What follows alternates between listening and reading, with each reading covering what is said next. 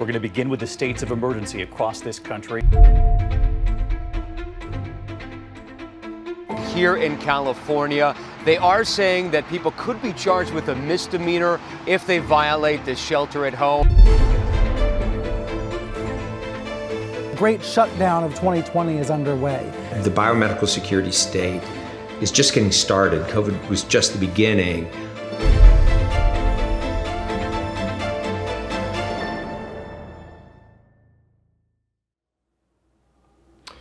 Hello, my name is Roger Severino, Senior Fellow at the Ethics and Public Policy Center, and I'm joined today by my colleague at EPPC, Dr. Aaron Kheriaty. And First Things is hosting this interview to discuss Dr. Aaron Kheriaty's book, The New Abnormal, The Rise of the Biomedical Security State. Dr. Kheriaty, you are a former professor at the University of California, Irvine, and have been on the front lines of the COVID fight. You yourself have had a terrible experience dealing with COVID vaccine mandates, and you were prompted to write this book to discuss where we've come and where do we go from here.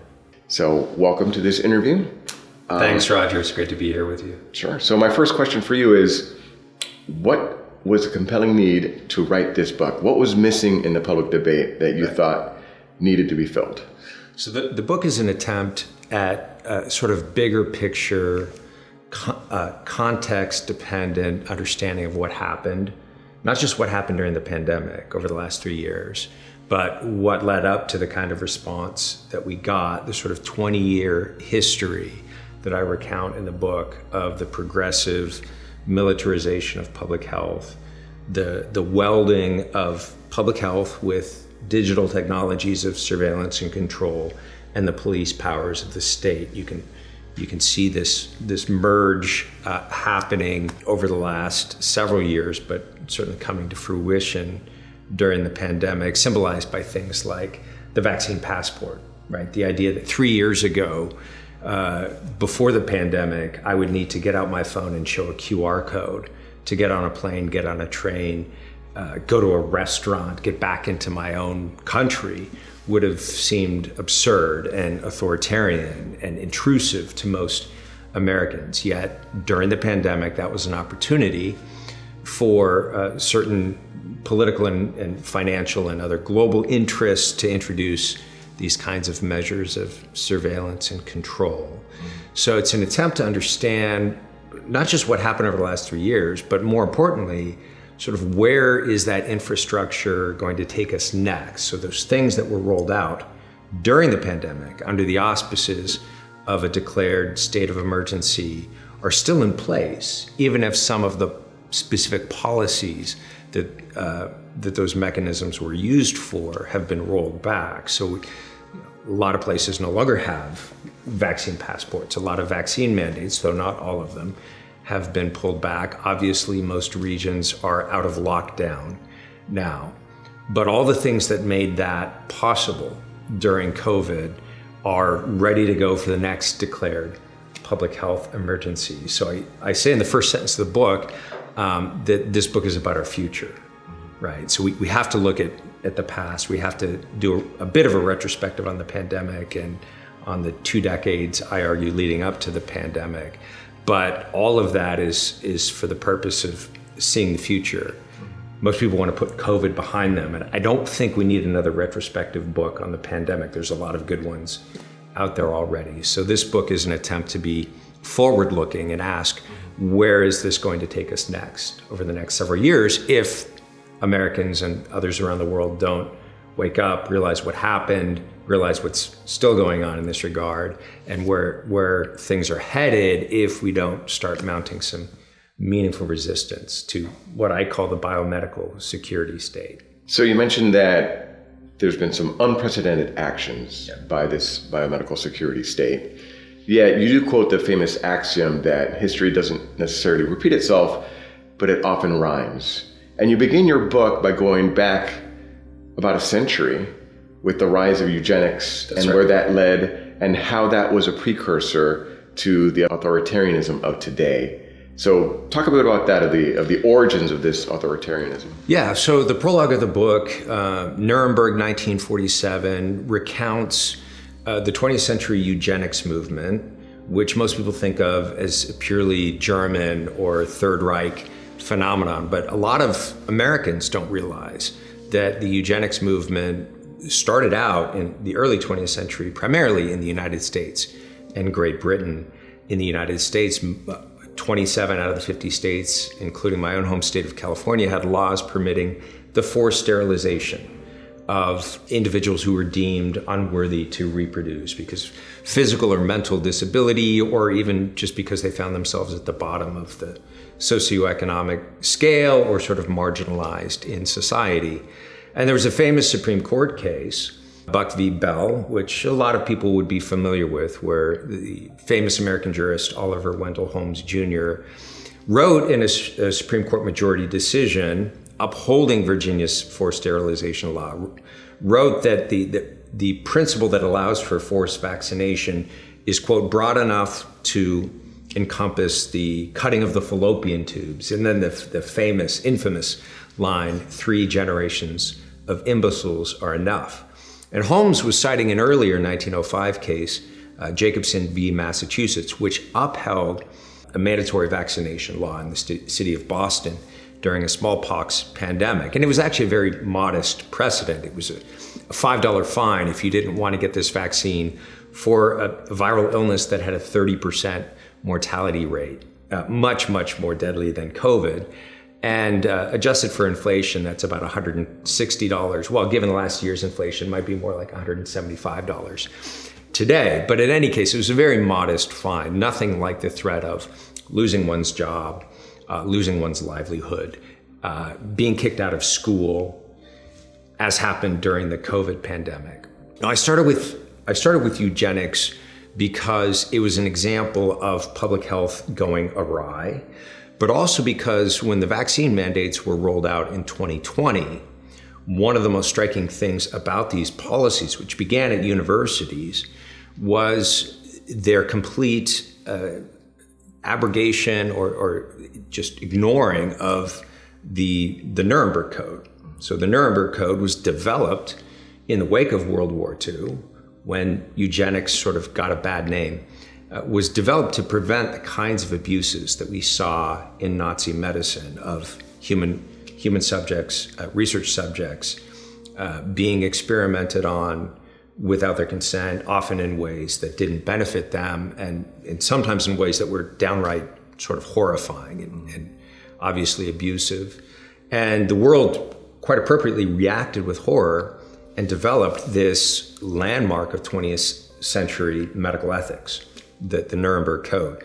And the first provision of the Nuremberg Code is the doctrine of informed consent, that an adult of sound mind should be able to decline an intervention into their own body. And this started out being applied to people who were involved in research trials, but later in federal law, in other codes of medical ethics, was also applied in the clinical setting to medical interventions. And the fact that during the pandemic, we had a vaccine that we knew from very early on did not stop infection or transmission. And therefore, the risks and benefits of this particular intervention would apply to the person receiving the vaccine, but not necessarily influence other people.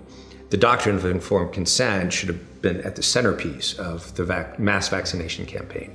Educate people on what we know, what we don't know about the virus, educate people on what we know, what we don't know about this novel gene therapy, this novel vaccine, and then let people make their own decisions.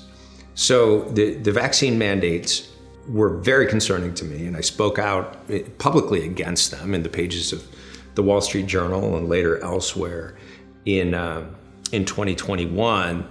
And primarily I was concerned that the central provision of 20th century bioethics, the doctrine of informed consent, enshrined at Nuremberg, was being cast aside entirely with almost no deliberation or debate. So I thought it was important in the book to revisit that history of the 20th century to kind of set the framework and the context for understanding what happened over the last 3 years. So you're a medical ethicist, and the Nuremberg Codes, informed consent, and the Hippocratic Oath are pillars of medical ethics.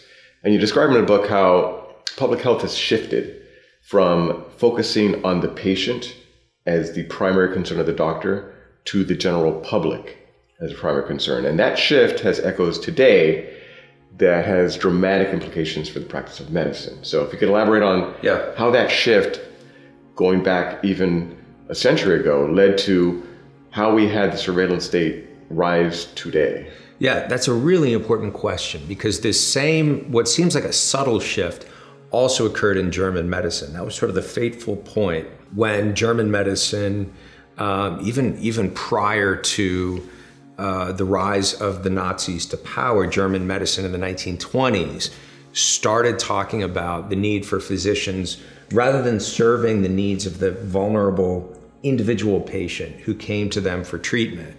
Instead, German physicians began seeing themselves as agents of sort of social programs to improve the health of the Volk, the health of the body politic, the health of the citizens as a whole. And in the 1920s, a German psychiatrist and a German lawyer published a widely read, widely influential book on the destruction of life unworthy of life, Lebensunwertes Leben, where they argued for involuntary euthanasia of people who are detracting from the health of the social organism as a whole, right? These individuals with disabilities were characterized as a cancer on the body politic. And what does a physician do with a cancer? Well, you carve it out in order to restore the health of the whole. So this metaphor of public health or societal or population health sort of took over in the imagination of German physicians. And of course, once you shift from serving the individual patient in front of you and his or her particular needs, and you become the agent of a larger social program, well, what happens when politics or a corrupt regime like Hitler's directs that toward particular ends to serve, their political purposes? It's very easy to see how medicine could become a corrupted agent of state power. And I felt that we were poised to begin making the same mistake under the guise of a public health emergency during COVID. That's, anytime you draw a Nazi analogy, people tend to freak out. So I want to be clear, I'm not comparing the current or the previous administration to Hitler's regime. That's not what I'm saying. What I'm saying is that shift on the part of medicine from treating the patient entrusted to our care to being the agents of a larger social program is a very dangerous one to make, and we have historical reasons for thinking that we need to be really careful, especially during a declared public health emergency. It's another, I think, instructive historical fact to notice that the Nazis governed for virtually the entirety of their time in power under Article 38 of the Weimar Constitution, which allowed for the suspension of German laws during times of emergency, right? So there's another example in history when this declared state of emergency was used as a pretext to gain more authoritarian power. People forget that Hitler was democratically elected. So how did he go from the democratically elected chancellor to a dictatorial sort of totalitarian tyrant? Well, that was one of the legal mechanisms that was employed. So we have public health as this new transmogrified rationale for interventions that have never been done, and you have public emergencies. Is that what gave rise to the biomedical security state? And is that what you meant by that?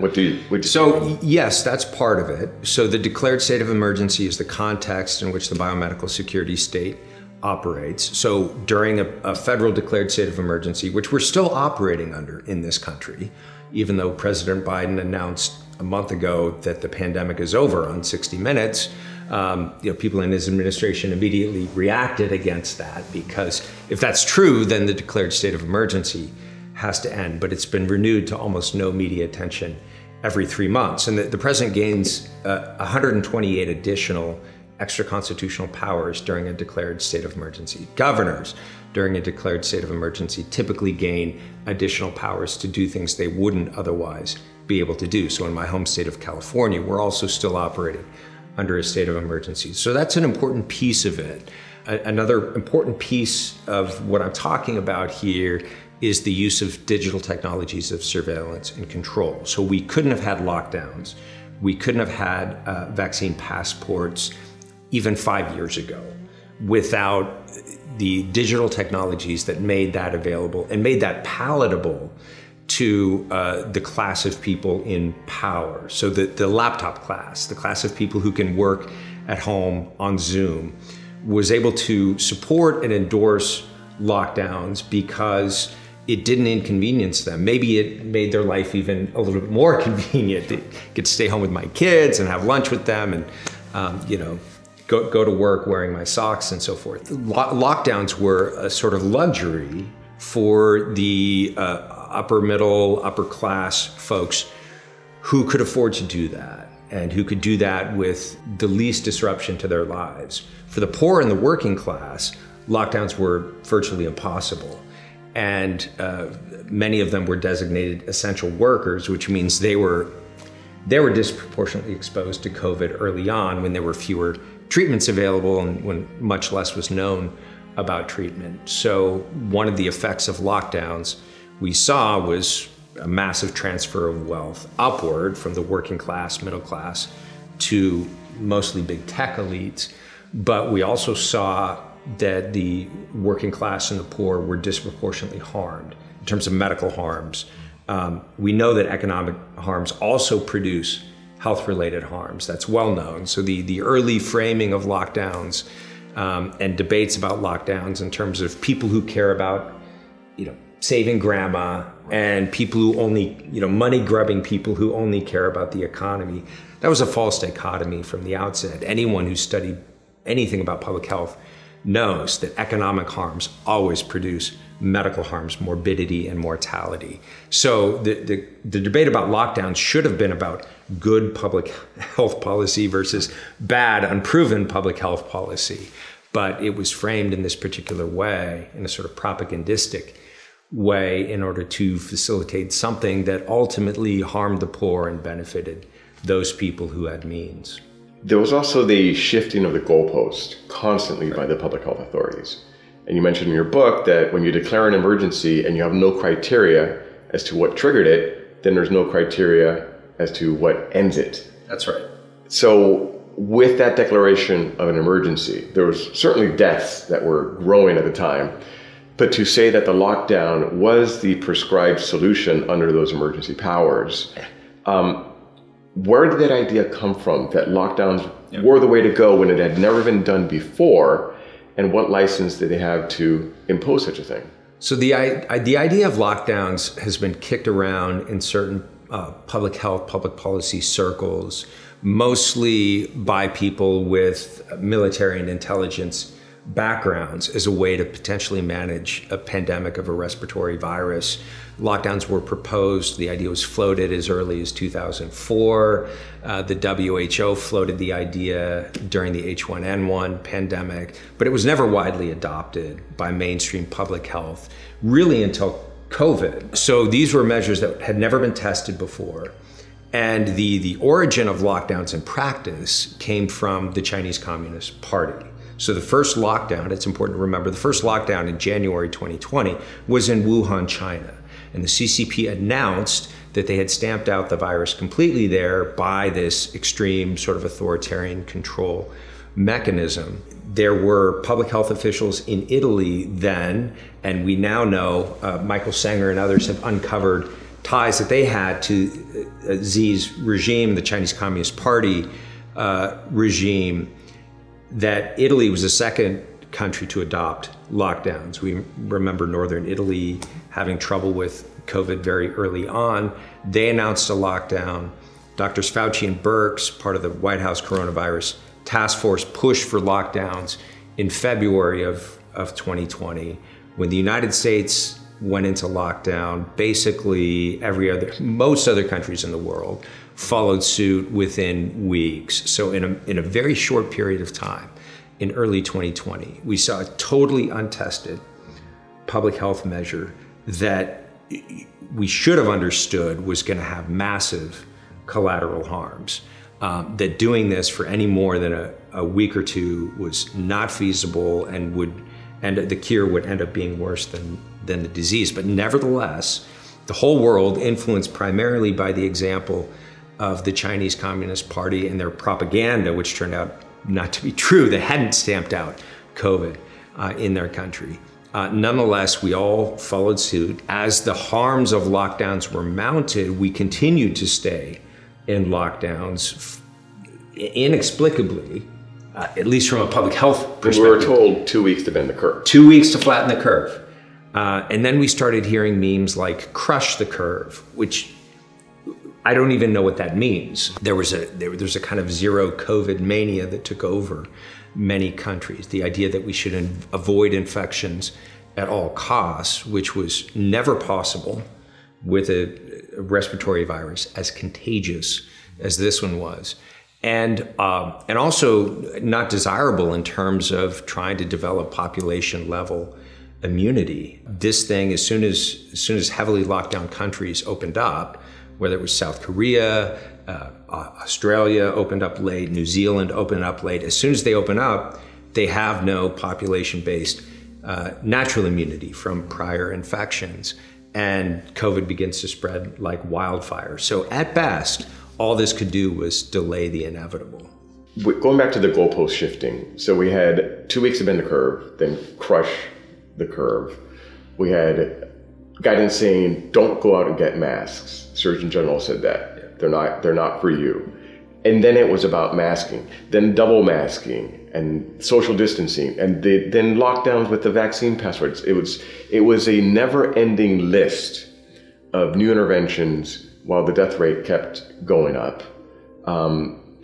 When really what we should have realized was, even from Italy, we realized that it was the elderly who were most at risk and dying, yet all the focus was on a general population-wide control that kept changing almost by the week. Yeah, that's right. So the two most important epidemiological facts about COVID, which we knew very early on, within months of the infection coming to the United States, were the infection fatality rate, which was 0.2% of people infected with COVID end up dying from COVID, which is not nothing. I mean, it's not trivial, but it's also not the kind of thing that we should upend our lives for. The initial reports that 3 to 4% of people who got COVID would die of COVID, those were put to rest by studies from my colleagues at Stanford, Jay Bhattacharya, John Ioannidis, who basically found that antibody levels in the population were much higher than what we realized. If we only counted the people who came for treatment as COVID cases, we were missing the vast majority of COVID cases. So COVID was about 50 times more prevalent than the WHO initially estimated, which means the death rate was much lower than those initial terrifying estimates. And the second most important fact about COVID, which you just alluded to, was the age gradient.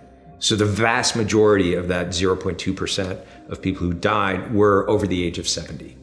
So people under the age of 70 had a very, very low morbidity and mortality rate. Healthy children do not die of COVID, so we should have realized that right away. School closures, which turned out to be one of the most harmful and disastrous policies of the pandemic, were never necessary and did enormous harms to a generation of students, particularly, again, lower income students who have no other option but the public school, who don't have help from mom and dad, who both may be trying to hold down a job during the day. They don't have help from a tutor that their parents can hire to coach them along through doing school online. These kids have been enormously damaged by the school closures, and based on just basic principles of epidemiology, we should have realized that those were never necessary. They were done for political reasons, mostly pushed by interests like the teachers' unions. And teachers themselves were at lower risk teaching children than most other professionals were, because children not only do not get sick from COVID, but they also have extremely low rates of transmitting COVID to adults. So when when there was transmission in school, it was usually from an adult to children, virtually never from children to adults. So all of the pretense that drove school closures and other lockdown measures, we knew from March of 2020 made no sense. And there were fortunately a few people speaking out about this, some of whose names I've already mentioned, but unfortunately there was strong censorship of those views. So with big tech censorship, and now we know that the government was colluding with many of these big tech companies who were doing its bidding in terms of advancing its preferred policies by kicking off credible scientists and physicians who were posing dissenting views on social media. There was a sort of projection of a false scientific consensus. And the reason I say false consensus is because the voices on the other side were silenced, were pushed off these platforms, and were marginalized. And it's in many ways a battle between scientism, which you mentioned in your book, versus actual science. That's right. Actual science relies on always having openness to doubt about whether or not it's actually the case that your proposition is true. Open to reassessment, open to the evidence. Yet what we saw, especially with the federal government, was that they specifically squelched contrary, true evidence. They stopped requiring businesses to collect data on vaccine adverse effects, which were required by law, because they didn't want to know the truth, because it could harm the narrative and dissuade people to take the vaccine if they knew the full extent of reports of harms. This sort of paternalistic, and Fauci himself would say, well, we didn't tell them what the actual rates were where we wanted to get for immunity because we thought people wouldn't comply. So we kept that from them. Right. Yeah, no, it is paternalistic. It's extremely condescending. It's by definition, it's a form of propaganda. And this, I saw this approach from very early on in the pandemic from our public health agencies. And I was involved in COVID policies at the state level, at the University of California. And I was very concerned from right out of the gate, instead of doing what we should have done, which is get the most accurate information we can, keep updating it as new information came to light, and convey that to the general public, at a level that they can understand, which will involve some oversimplification and so forth. But it's an attempt to accurately communicate the truth so that people can make wise decisions for themselves and their families. That's good public health policy. What we did instead is certain people, I should say, behind closed doors decided these are the policies we're going to adopt. These are the policies we're going to force on everyone, whether it was lockdowns or vaccine mandates. And so we're just going for a particular behavioral outcome on the part of the population. And we're just going to give them the information that we think will encourage that behavioral outcome or force that behavioral outcome. And we're going to withhold the information that might dissuade people from that particular behavior, whether it's staying at home to save lives or getting the jab or whatever, socially distancing, wearing masks. Again, this is a form of propaganda that infected our public health agencies at the highest level. The New York Times reported earlier this year that the CDC had been withholding vaccine data for months. And their spokesperson for the CDC admitted that the reason they were doing it is that they were worried that it would increase vaccine hesitancy.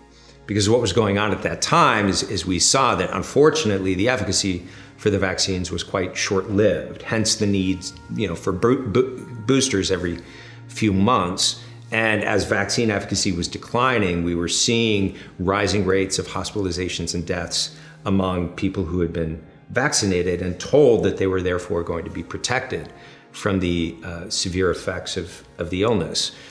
After they were no longer protected, the CDC probably should have revisited and revised its guidance on vaccines and its estimation of what vaccines could and could not accomplish. Instead of doing that, they just doubled down on the policy and withheld the information that may have changed people's minds about whether or not they wanted to get the vaccine or go out for a second or third booster. You mentioned also vaccine adverse effects. We're seeing more and more information finally coming to light on that, finally coming to light about some problems with the original clinical trials. I had to file Freedom of Information Act request to get the Pfizer data, which the federal government was required to release on the day that the Pfizer vaccine was authorized. The FDA wouldn't release that data. We petitioned the court. The FDA came back and said, we'll give you 500 pages a month, which, if you do the math, would have taken them 75 years to release data that they reviewed in 108 days. The judge said no. Pfizer then stepped in, said, let us redact the data, which was not surprising, but what was surprising, at least to me at the time, nothing surprises me anymore, but the Department of Justice lawyers representing the FDA agreed with Pfizer and petitioned the court to let the company redact the data. The judge again said no. We've still got a couple of months to go before all that data is released, but what we've seen so far certainly raises concern about a whole series of adverse effects from the vaccine that were known within the first 3 months of rollout, but that were not communicated adequately to the public. We had spoken a bit about how children are being vaccinated when they were at least risk of death, more dangerous putting a kid out in a pool at a young age than out in public. That's right. And also we're vaccinating people who already had COVID, who already survived it and were thriving. You were one of those persons who were required to vaccinate even though you had natural immunity, and you lost your job as a result. Tell us about that experience. Yeah, so I got COVID early on in the pandemic. I treated a lot of COVID cases at the hospital. I never worked from home. I went to the hospital every day, and as chair of medical ethics, I consulted on patients in the hospital, many of whom were dying of COVID. And as a psychiatric consultant, I saw patients in the ICU and elsewhere in the hospital, many of whom had COVID. So I recovered after about 48 hours of symptomatic illness and knew by August of 2020 that natural immunity was robust. So at that point, we had at least 100, now we have about 150 plus studies on natural immunity for COVID. And so it should have been well known, although it was not communicated to the public, that if you recover from this illness, your immunity is certainly as good as, most likely superior to the immunity from vaccines. That was known. That was known in 2021, certainly a few months into the mass vaccination campaign. So in light of this, and in light of some other problems that I saw with vaccine mandates, I decided to challenge the University of California's vaccine mandate in federal court. So I filed a lawsuit, which is still in federal court, by the way, at the appellate level, arguing that my equal protection rights under the 14th Amendment were being violated by this policy, and on behalf of people with infection-induced immunity, we should not be excluded from campus when our form of immunity is just as good at, if not superior to, the immunity conferred by the vaccine. The university reacted very swiftly after I filed the lawsuit, the day after my preliminary injunction, to pause the policy while the case was being heard. When that was denied, the university placed me on unpaid suspension. The next day, they placed me on so-called investigatory leave, and then 6 weeks after that, they fired me. So they moved as quickly as they could through their process to get rid of me. So taking that stand against the university's vaccine mandate ended up costing me my job. I had spent all 15 years of my professional career as a professor in the School of Medicine at UCI. I taught the required ethics course to medical students, but I was trying to project ahead a few months to when I taught the ethics course every January to the students.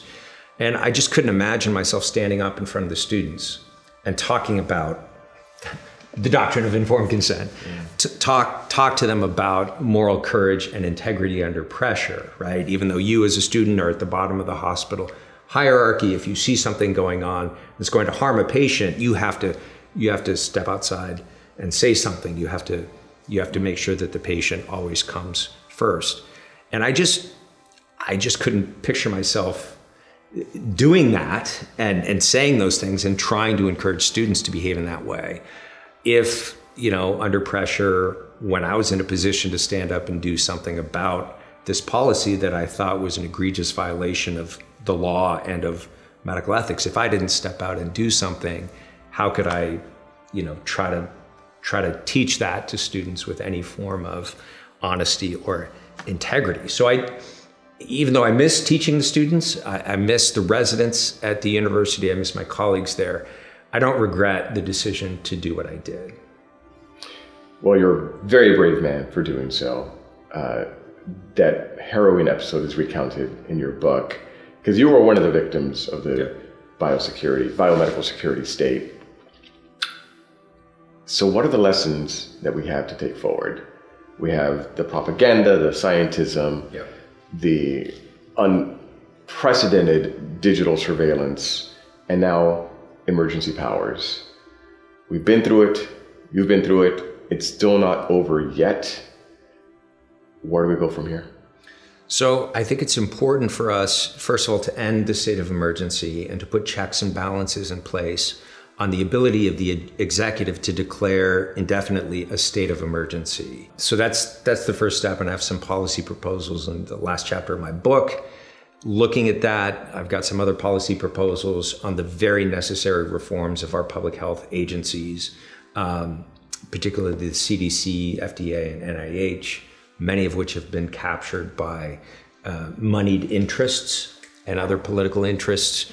So that kind of deep reform of the administrative state, or the deep state, which many others are talking about these days as well, is going to be an important piece of sort of stopping the advance of the biomedical security state. I think it's also important for us to be aware of what the next steps in implementation of these mechanisms are going to be.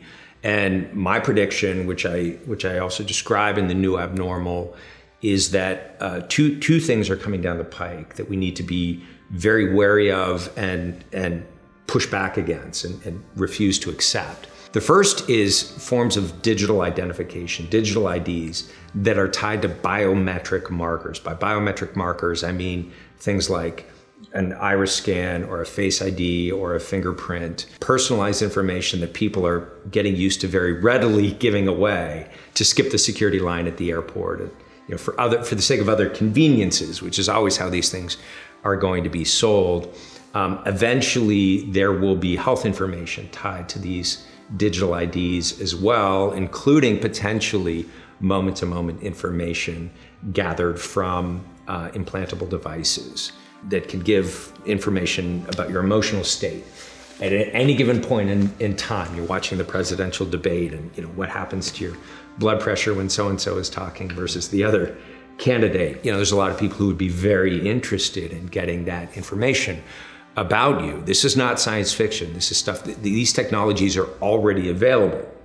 They just haven't been widely implemented yet.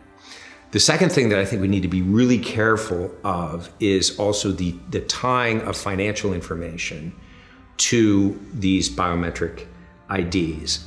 And the way that that's probably going to happen is through central bank digital currencies. So China already has their own yuan, the Chinese digital currency that was introduced during the Beijing Olympics. Anyone who participated in the Beijing Olympics had to use this digital currency for transactions while they were there. That app is still on their phone, gathering not only all of their financial information, but access to other information that they may not be aware of on their digital device. So China was not only able to force that on their own citizens, they were able to export it internationally to many people who participated in that event. There's talk now of the Fed's issuing a digital dollar. Now, what's concerning about these central bank digital currencies, as opposed to maybe more decentralized digital currencies, is the ability of the government or private entities to basically access all of your financial information in every transaction that you make. I predict there will be a push toward not only adopting these, but also moving away from any cash transactions.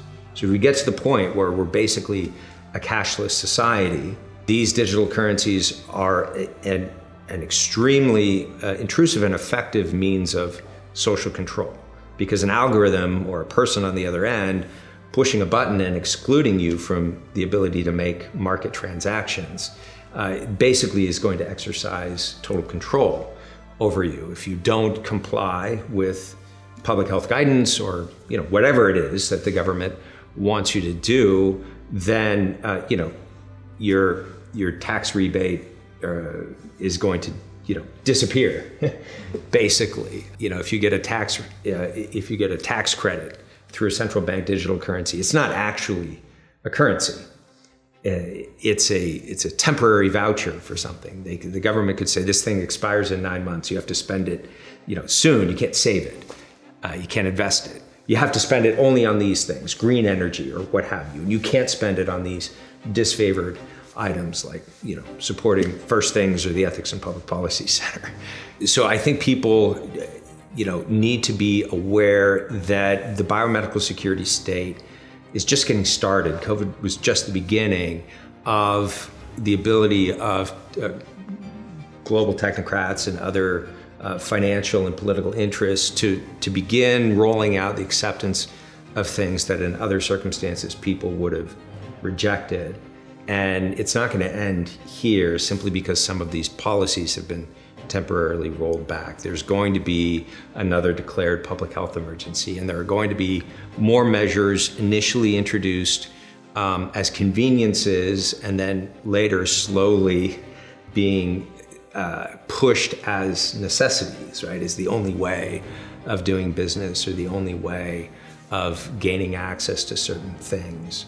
And at the end of that road lies the means of totalitarian control that a Stalin or a Hitler could have only dreamed of. I mean, the technologies and the political mechanisms that they had in place to enforce certain directives would be considered child's play compared to what these novel technologies can make possible. Well, your book, this interview is very sobering, and I do hope that people read this book because it is a wake-up call for America and indeed the world. So I commend people to read The New Abnormal by Dr. Aaron Kheriaty, The Rise of the Biomedical Security State. Thank you for this time today. Thanks, Roger. Thank you to First Things for hosting this event. And I've been your host, Roger Severino.